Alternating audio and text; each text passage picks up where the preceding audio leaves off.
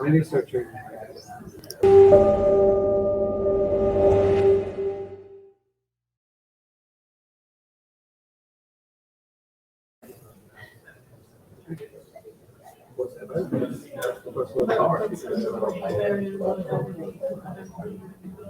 I remember just like when you start reading that was like one of like gritty violence, realistic. Yeah. I like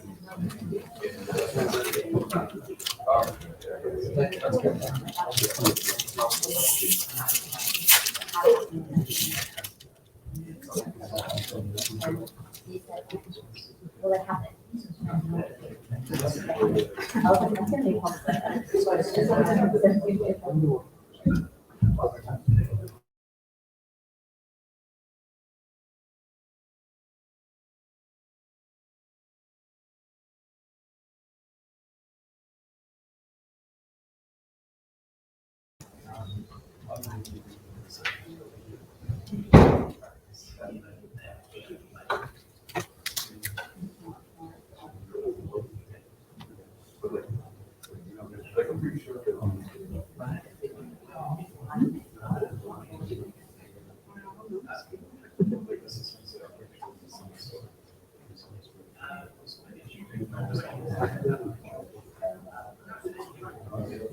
Where's GTS?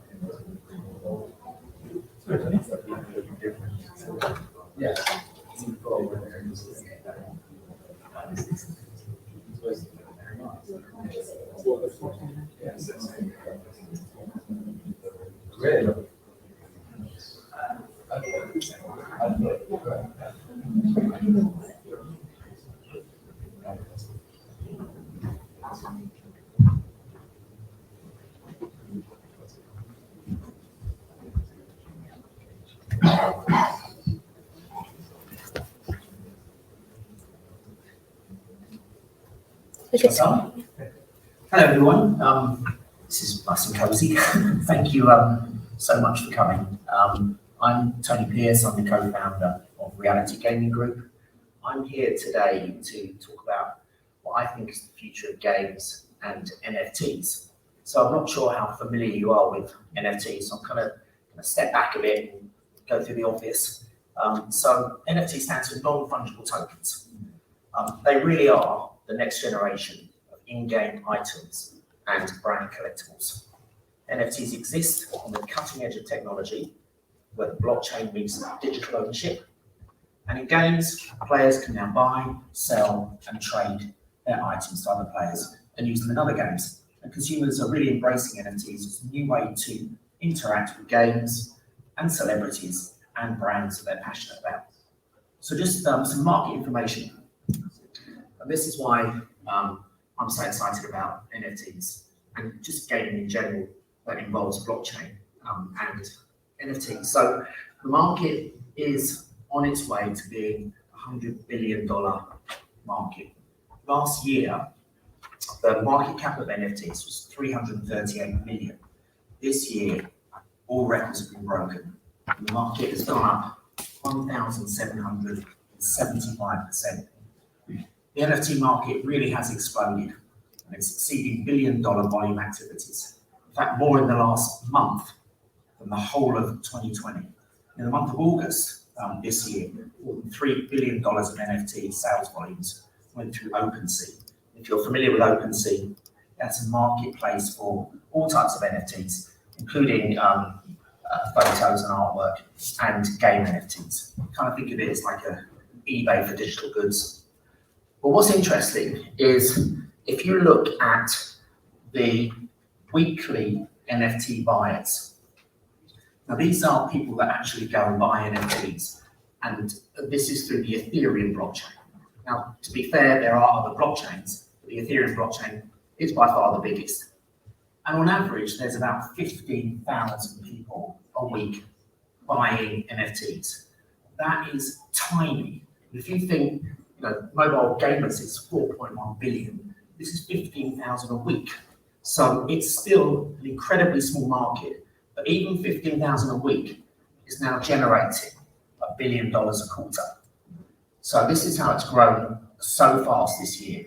If you think that 15,000 a week generates $1 billion, if you 10x that or 20x that, this is easily a $100 billion market next year. I just want to show you this slide, which is the latest games market in terms of detail. And on the left is the games companies, and then their revenue in billions, year-on-year growth, year founded, and number of employees. Obviously, the first four, Tencent, Sony, Nintendo, Microsoft, are much bigger than just content. But if you go down to Activision, EA, Epic, and Take-Two, if you look at their numbers of employees, which is in green, Activision has 9,500. If you go down to Ubisoft at the bottom, they have 18,000. Now, if you look at their growth, average year on year, 24%. EA not so good, 2%. But then right at the bottom, you've got a new entry, and that's Sky Mavis. And Sky Mavis make Axie Infinity, which is the first real mass market blockchain game. So this is one game. The company is now turning over $1 billion. The percentage increase year on year is nearly 2,000%. 3 years founded, but more importantly, it has 61 employees.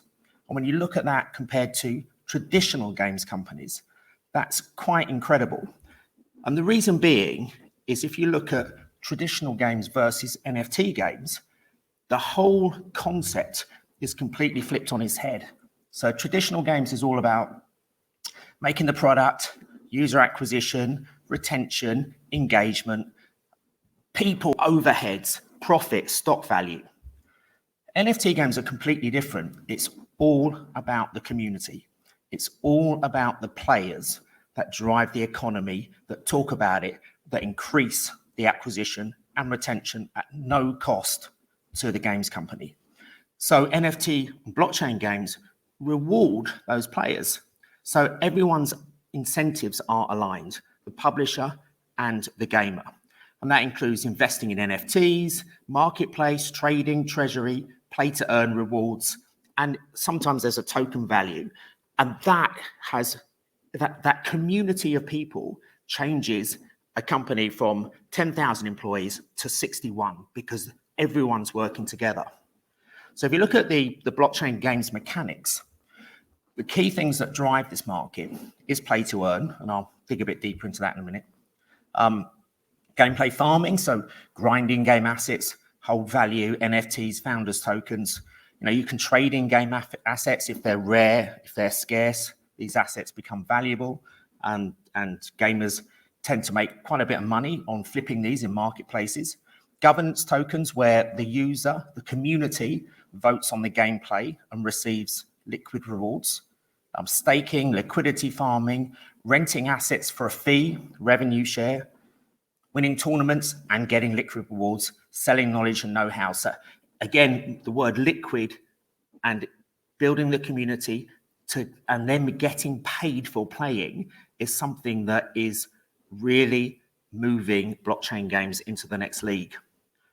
So if you look at play to earn, so what does it actually mean? So instead of selling game items, literally at the beginning and collecting 100% of the cost from players, players can now earn the game assets and the games company collects fees. So monetizing this long tail is very effective. So it's not charging 100% and getting the players to invest, and that's the key thing, rather than just purchase. This increases willingness for players to bring massive flows of money into the game ecosystem. In February 2020, a Venezuelan woman wrote a Medium post about how she could earn more playing Axie Infinity for just a few days than she could earn working her previous job for a full month. And that is quite incredible. And if you look at Axie's market, most of these players are now in the Philippines, and they've literally given up their jobs to play Axie because they earn real money by investing time into the game. So how does Axiom work? So that, it really is quite complex, and it is a completely new digital economy. So Axie Infinity, obviously it's a crypto game in which you breed creatures called Axies, and you send them into battle against each other. So the Axies are the little guys in the middle.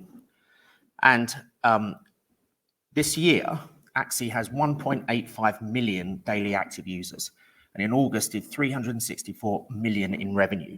So you can see how suddenly this year has completely taken off with blockchain games and NFTs, and play to earn is driving that. And it's well on track to exceed $1 billion in revenue this year. So how does it actually work? So the economics of Axie. So basically, Axie's economy is two tokens, two in-game currencies that underpin the Axie economy. The first is Axie Infinity Shards, which is called AXS, which is an Axie governance token, which allows users to determine the economy within the game.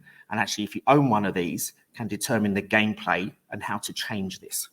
The second is a small love potion, or SLP, which is the currency that fuels Axie's economy.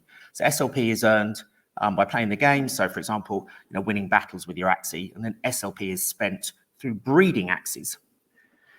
So you need 3 Axies to kick off the game. And those Axies are now $200 an Axie. So you need $600 just to start playing Axie Infinity.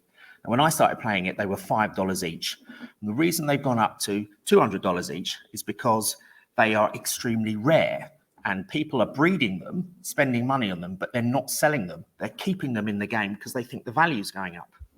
And there's actually companies that have started where they rent you Axies, so you can start playing the game. They charge you interest on renting the in-game characters. And the reason being is if you charge a small amount for people that can't afford it, you then start to win the game, you start breeding, and therefore you get your own Axies. And you give the original ones back to these companies at an interest. So if you win, you're awarded SLP, and using Uniswap or Binance, which are 2 pretty big crypto exchanges, you can convert your SLP into Ether and then into dollars. And that's how you make real money playing these games. But the inflection point was this year.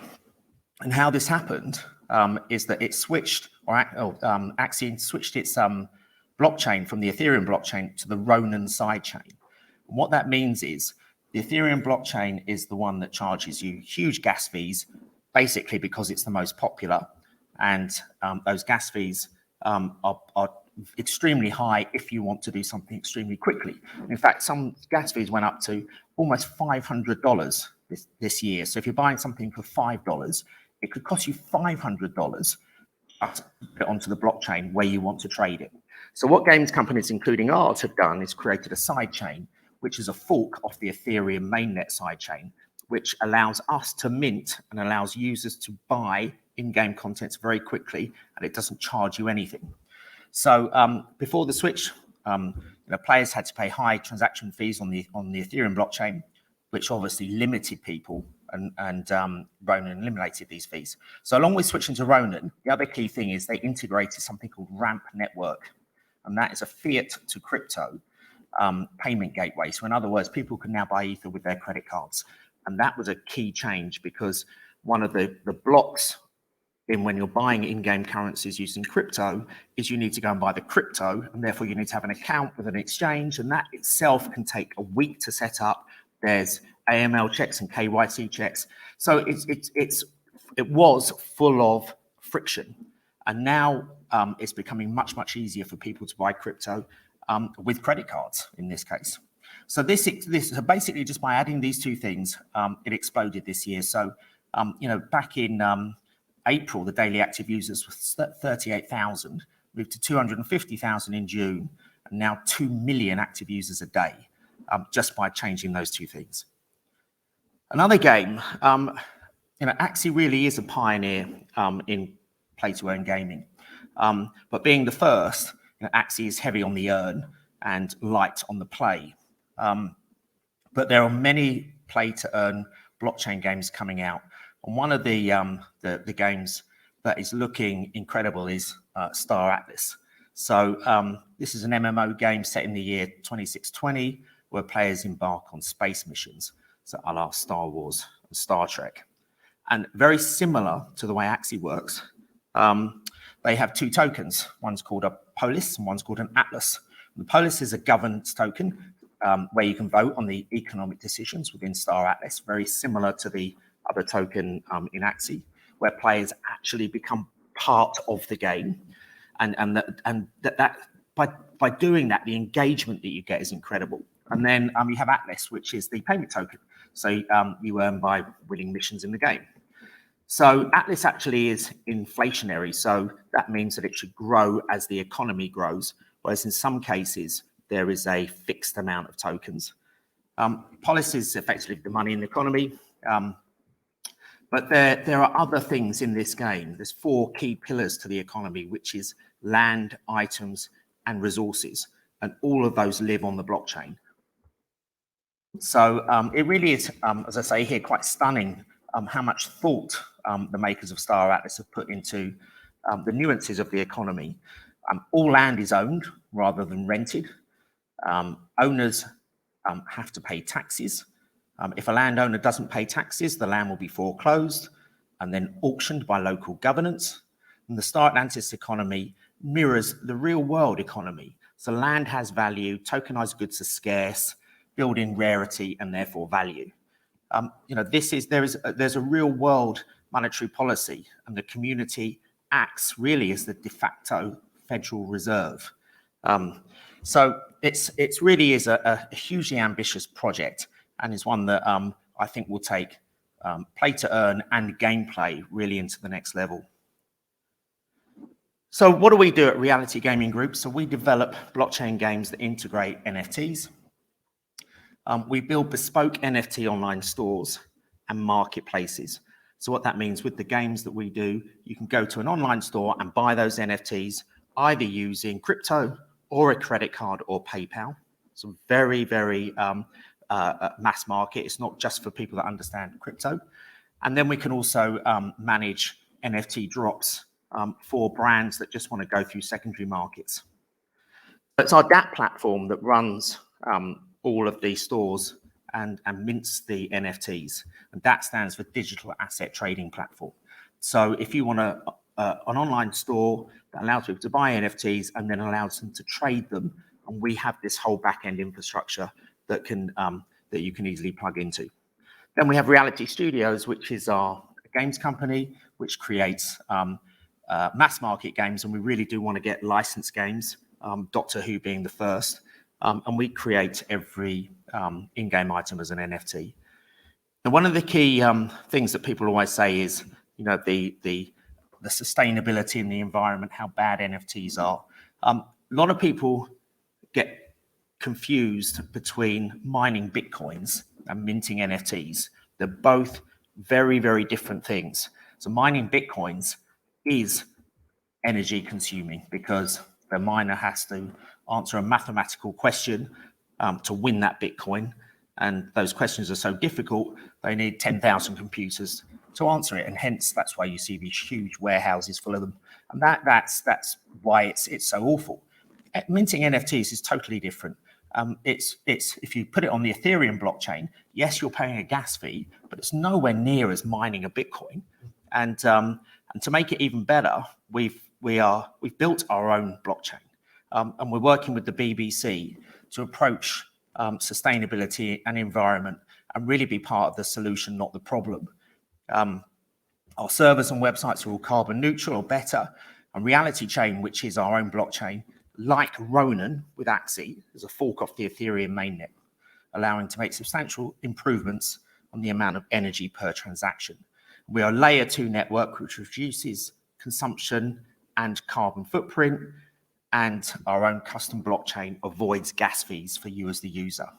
So we actually estimate that when we mint an NFT, it's actually less than a Visa transaction in a store. And the first real game to use this is Doctor Who. I'm going to show you a quick trailer, and then I'll talk to you about how the sidechain and how the NFTs work.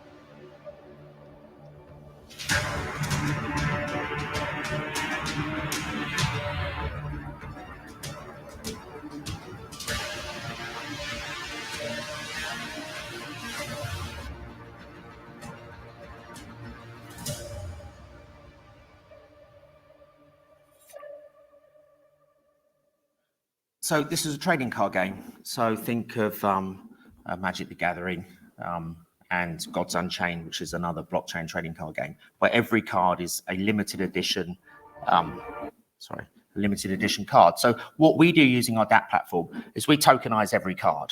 So the way that the user purchases those is in a pack.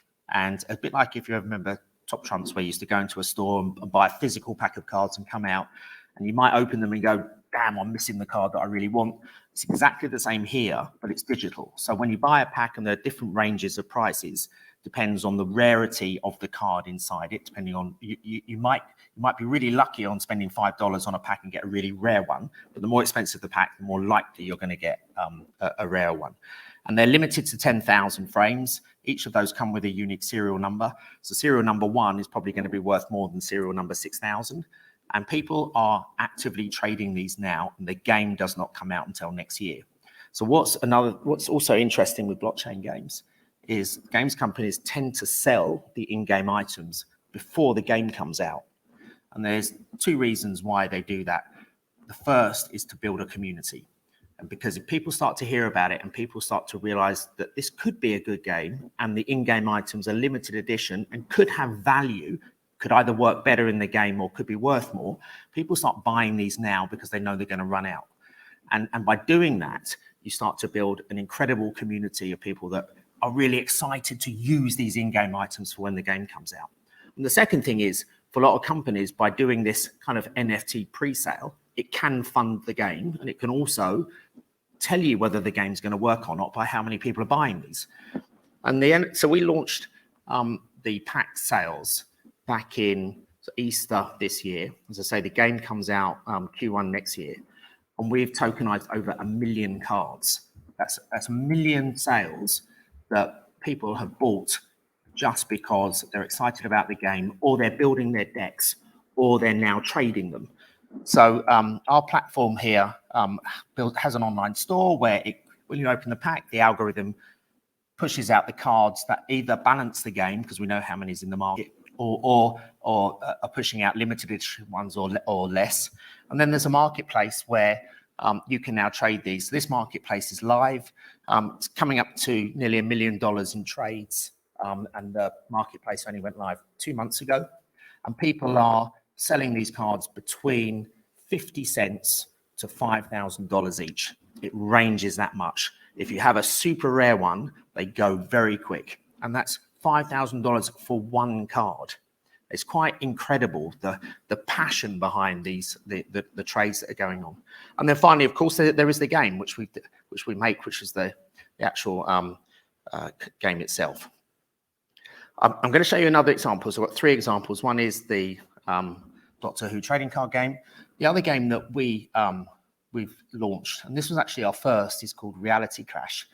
And this launched back in 2019. It is a mobile AR combat game. So think Pokemon Go meets Call of Duty. You go out into the streets, you join your friends and you protect certain areas like parks, etc. And it's available now on both the Apple and Google store.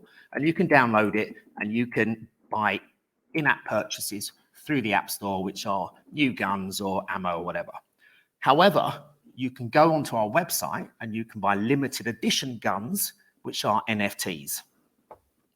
And when we approached Apple with this, because it was one of the first games that included NFTs. In fact, the word NFT didn't even exist when we developed this.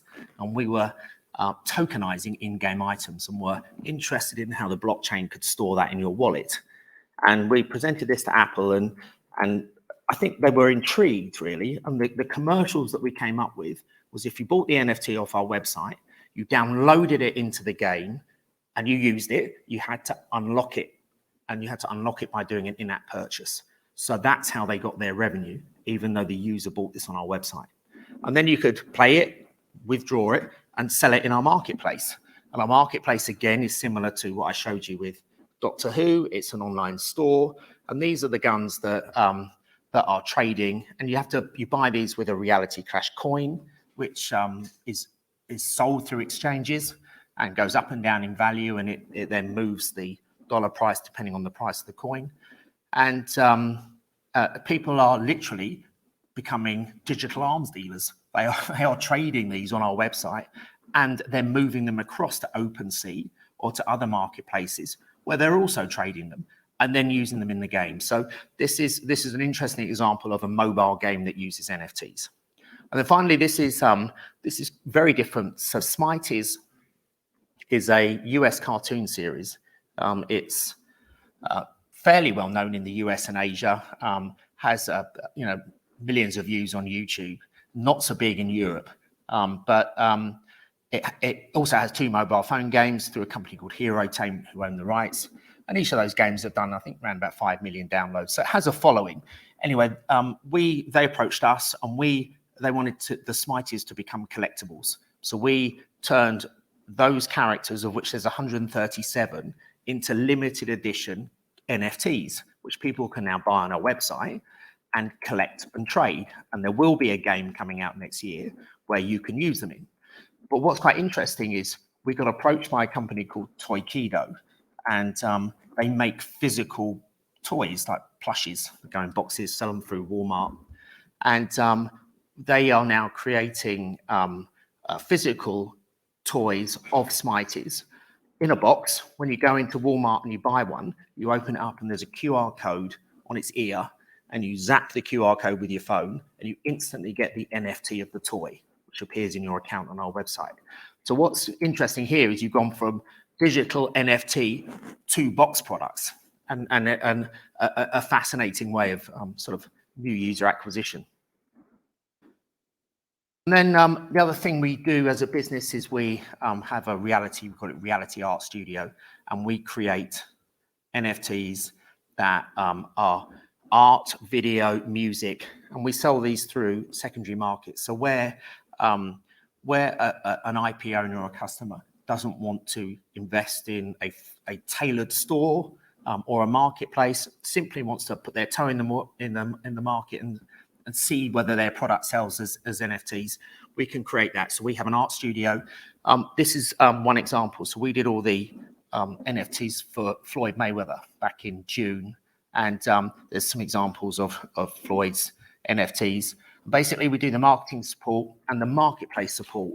So we have relationships with there's about half a dozen pretty big marketplaces: OpenSea, Nifty Gateway, Rarible. So we put these on Rarible and worked with the marketplace to market them, give it homepage features, And this was the biggest selling NFT for 30 days on Rarible. So really, how can we help? So this is kind of, we offer a number of things. We can create NFTs for you. We can design artwork for you, videos. We can even tokenize music. We can create marketplaces, stores where you can sell those NFTs.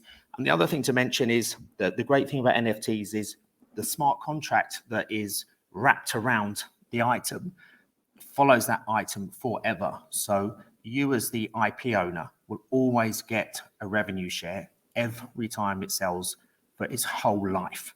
And the smart contract will track it. So if you buy it off my website, and then you move it to a third-party marketplace, if someone buys it on that, it still gives you a percentage back. So from an IP owner, it's not just the revenue from the first sale, it carries on for life. And then, of course, we can make you a game. And one thing that we believe in is that an NFT really should have a utility. It should be used in something. I mean, yeah, artwork's nice, and people do collect that, but where this market will lead, and it will be games doing it, is where you can use that NFT in an actual product.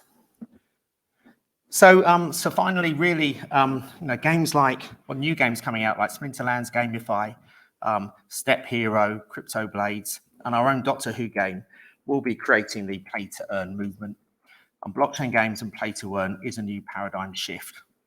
Tokenized in-game assets, NFTs offer true digital ownership, and are the next wave of gaming, and more broadly, the next wave of digital economies, and that is community-owned. And blockchain gaming industry really is experiencing the most massive growth at the moment, and we are on the verge of the next platform wave. So, thank you very much. And if there's any questions, I'll happily answer. Hello. I'm interested in. Thank you. I'm interested in how do you control the economy when you basically give your tokens to the community, right? It's like, on one hand, the game makers want to control the entrance barrier. You mentioned the $500, right? It's like, but you cannot go back and devalue things, right? You would take value of players. Yeah. Are there ways already that establish themselves for the? It's difficult, and there's many people who are changing the prices so that the economy doesn't get flooded by too many cheap things and the game suddenly collapses. So it's very in depth and very complicated. But if you get it right, you can see that people just continually invest in it because they're earning from it, right? But the economy has to be, it's something that's new, and really it's a team of very much clever people than I am looking at it.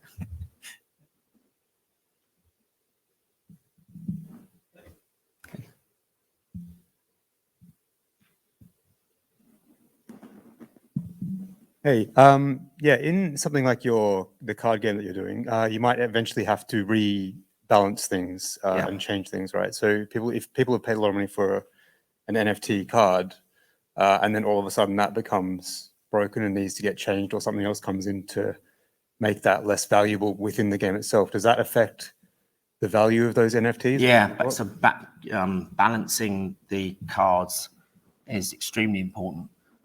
So the packs themselves, there's only one pack that is unlimited. It's called a core pack, and it's $5. And they're unlimited NFTs. You can buy them forever. Whereas every other pack has a maximum amount. So it's either on our store for 3 months or it hits 10,000 sales and then it's taken off. So the algorithms that know what's out in the market will slightly change depending on the balancing and who's got what and what the marketplace is doing and what is out there, so that you don't damage any of that. But it is, it's going to be interesting, because once the game comes out, that's when I think we'll understand better the economics behind the cards. I hope that answered the question. Hey, the first game you mentioned, people getting paid when they win fights, right? So this means some people lose money. Do you have any stats how people actually ended up with losing money while playing the game? Because when you trade, for example, when you enter in a trade market, you buy stock, and they usually in ads they say you like 75% of people lose money when they trade with us. They obliged by the law to do that. How many people are losing money with this kind of games? So actually, you're not actually losing money. You're just not winning it. Well, if you invested like $500 or $600 into these creatures and you never win, oh you're yes, losing money. yes, because you're. So you're how many people actually losing money? I don't know with that. I just know how much money they're making. But it's a good question. I should find that out.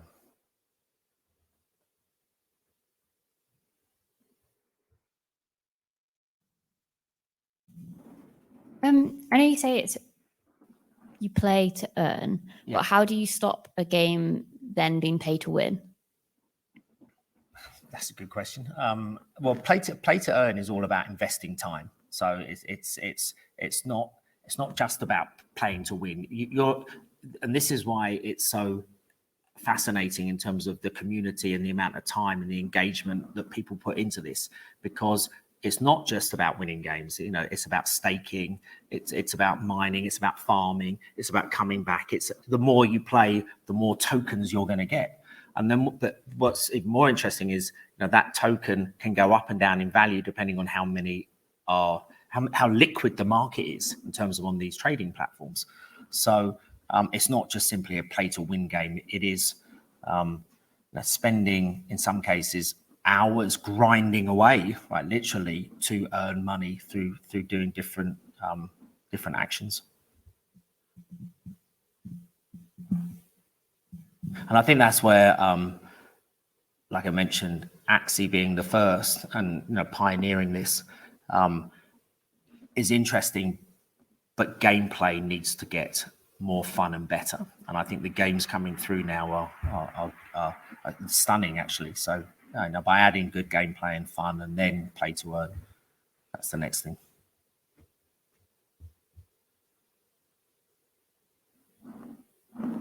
I lasted 45 minutes. That's quite incredible on NFTs.